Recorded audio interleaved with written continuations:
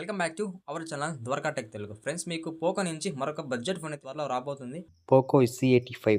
ఈ mobile launch date చూసినట్టయితే ఈ మంత్ 16th అయితే లాంచ్ అవుతదనమాట. ఇది మనకి యాక్చువల్‌గా 11,999కి వస్తదని చెప్పొచ్చు. అంటే మనకి ఇది 11,999కి ఈ మొబైల్ ఉన్న స్పెక్స్ చూసి మీరు ఖచ్చితంగా షాక్ అవుతారనమాట. అయితే బడ్జెట్‌లో ఒక బెస్ట్ మొబైల్ కోసం చూస్తుంటారు వాళ్ళు కూడా ఈ మొబైల్ అయితే సూట్ అవుతదనమాట. మనకి కొన్ని టాప్ రీజన్స్ అయితే వీళ్ళు మెన్షన్ చేశారనమాట. సో ఎందుకు కొనాలంటే ఈ టాప్ రీజన్స్ మనం తెలుసుకోవాలి. ఇది 6000 ఎంహెచ్ బ్యాటరీతో రాబోతుంది. అది ఈ సెగ్మెంట్‌లో. ఇంకా నెక్స్ట్ చూసినట్టయితే మనకి 6.9 ఇంచెస్ లార్జ్ స్క్రీన్‌తో రాబోతుందనమాట. 6.9 ఇంచెస్ అంటే చాలా లార్జ్ ఉంటది మనకి స్క్రీను. సో, మనకి ఏమన్నా మూవీస్ గానీ, లేకపోతే మనకి ఏమన్నా వర్క్స్ చేసుకోవాలంటే కొంచెం బావుంటది లార్జ్ స్క్రీన్‌లో. మీడియాటెక్ డైమెన్సిటీ 6300 ప్రాసెసర్ మీద రాబోతుంది. సో, అది ఈ సెగ్మెంట్ ఇలాంటి ప్రాసెసర్ పెట్టారంటే ఏమైనా కొంచెం హైప్ అని చెప్పొచ్చు. మనం ఈ మొబైల్ సంబంధించిన ఫుల్ ఫీచర్స్ అని తెలుసుకుందామనమాట. ప్రతి ఒక్క ఫీచర్ కవర్ చేద్దాము. ఫస్ట్ మనము ఈ మొబైల్ సంబంధించిన కలర్స్ విషయానికొద్దాం. ఇది మనకి 3 కలర్స్ రాబోతుంది. ఒక్కటి చూడండి గ్రీన్ కలర్, అలాగే నెక్స్ట్ అయితే పర్పుల్ కలర్, అలాగే బ్లాక్ కలర్ అనమాట.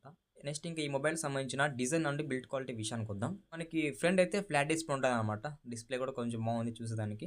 అలాగే బ్యాక్ అయితే ప్లాస్టిక్ ఫినిష్ ఉంటది. సైడ్ కూడా ప్లాస్టిక్ ఫినిష్ ఉంటది. మనకి స్టీరియో స్పీకర్స్ అయితే సపోర్ట్ చేయవనమాట. ఓన్లీ లౌడ్ స్పీకర్ ఉంటది. కాకపోతే 3 పిన్ అడ్వాన్స్ జాక్ కూడా సపోర్ట్ చేస్తుందనమాట. అంటే మీరు ఇయర్ ఫోన్స్ పెట్టుకొని మ్యూజిక్ అయితే వినొచ్చు. కొన్ని మొబైల్స్ ఇవ్వడు 3 పాయింట్ జాక్, బట్ ఇక్కడైతే మనకి సపోర్ట్ చేస్తుంది. అలాగే మనకి ఇది IP64 వాటర్ రేటింగ్ సపోర్ట్ ఉంది. అలాగే సైడ్ మౌంటర్ ఫింగర్ ప్రింట్ సపోర్ట్ చేస్తుంది. మనకి ఇది 8 థిక్‌నెస్ ఉంటది. అలాగే 205 గ్రామ్స్ అయితే వెయిట్ ఉందన్నమాట. 8 అంటే థిక్‌నెస్ చాలా ఎక్కువ ఉంటదన్నమాట.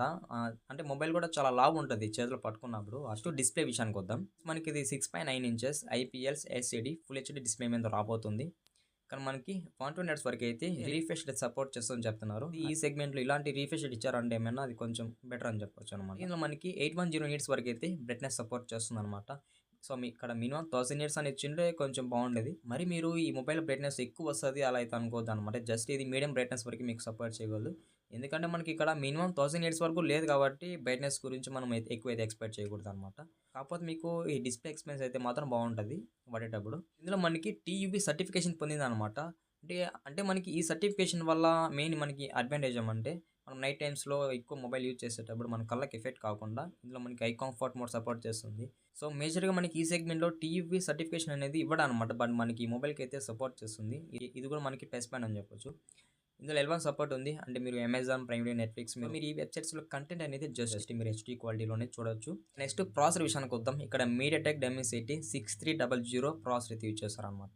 వీళ్ళు ఇక్కడ ఏం మెన్షన్ చేశారంటే ఈ ప్రాసెసర్‌లో ఫాస్ట్ గేమింగ్ ఉంటదని చెప్తున్నారనమాట. నో లాగ్ అని వీళ్ళు చెప్తున్నారనమాట. నో లాగ్ అంటే ఇక్కడ మనకి అప్ టు 16 జీబీ వరకు అయితే ర్యామ్ సపోర్ట్ చేస్తుంది. అందుకే నో లాగ్ అని చెప్తున్నారు.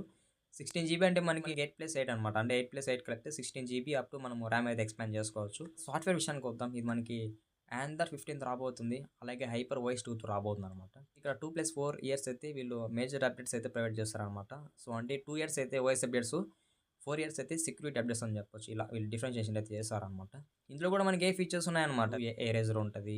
ఏఐ ఫోటో ఎన్హాన్స్‌మెంట్ ఉంటది. సర్కిల్ సెర్చ్ ఉంటది. గూగుల్ ట్రాన్స్‌లేట్ ఉంటది. ఇంకా కెమెరా విషయానికొద్దాం. ఇది మనకి డ్యూయల్ కెమెరా సెటప్ ఉంది. ఒక ఫ్లాష్ ఉంది.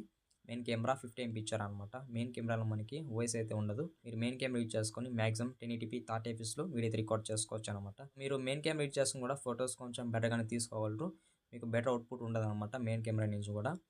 ఇంకా నెక్స్ట్ ఫ్రంట్ కెమెరా విషయానికొద్దాం. ఫ్రంట్ కెమెరా 8 ఎంపీ ఇచ్చారు. 8 ఎంపీ అంటే మరీ దారుణం అనమాట. 8 ఎంపీ అంటే మీరు ఫ్రంట్ ఫోటోస్ మరీ అంత ఎక్స్‌పీరియన్స్ పెట్టుకోవద్దనమాట. ఫ్రంట్ ఫోటోస్ బెటర్‌గా వస్తాయనేది. So, just డీసెంట్‌లో వస్తాయనమాట. అంటే ఫ్రంట్ ఫోటో తీసుకున్నామంటే తీసుకున్నాం అలా ఆ మాదిరిగా ఉంటది. సో, కాకపోతే మనకి ఫ్రంట్ కెమెరాలో హెచ్‌డిఆర్ సపోర్ట్ చేస్తుంది. అలాగే మీరు ఫ్రంట్ కెమెరా యూజ్ చేసుకొని మాక్సిమం 1080pలో వీడియో అయితే రికార్డ్ చేసుకోవచ్చనమాట. బ్యాటరీ విషయానికొద్దాం. ఇక్కడ మనకి 6000 ఎంహెచ్ బ్యాటరీతో రాబోతుంది. ఇది సిలికాన్ బ్యాటరీనా లేకపోతే ఇంకో బ్యాటరీ అనేది వీళ్ళైతే మెన్షన్ చేయలేదనమాట. 33 వాట్స్ వరకైతే ఫాస్ట్ ఛార్జింగ్ సపోర్ట్ చేస్తుందనమాట. అంతేకాదు మనకి ఇక్కడ 10 వాట్స్ వరకైతే రివర్స్ ఛార్జింగ్ సపోర్ట్ ఉందనమాట. అంటే ఈ మొబైల్ నుంచి ఇంకో మొబైల్‌కి అయితే చార్జ్ చేయొచ్చు త్రూ రివర్స్ వైట్ ద్వారా. మనం ఫైనల్‌గా ఈ మొబైల్‌కి సంబంధించిన అన్ని ఫీచర్స్ అయితే కవర్ చేసామనమాట. ఈ మొబైల్ యూజ్ చేసే వాళ్ళు హెవీగా అయితే యూజ్ చేయరు కాబట్టి సో, లాంగ్ లైఫ్ వచ్చేదానికి కూడా ఛాన్స్ ఉంటది. అండ్ మీకు ఈ మొబైల్ సంబంధించిన డౌట్స్ పరంగా ఏమైనా ఉంటే కామెంట్ చేయండి. కామెంట్‌కి అయితే రిప్లై అయితే ఉంటది. ఇది ఫ్రెండ్స్ ఇవాళ వీడియో. మర్చిపోకుండా లాస్ట్ వరకు మన వీడియోని చూసుంటారు కాబట్టి ఛానల్ సబ్స్క్రైబ్ అండి. వీడియోకి అయితే లైక్ కొట్టేసేయండి. By by.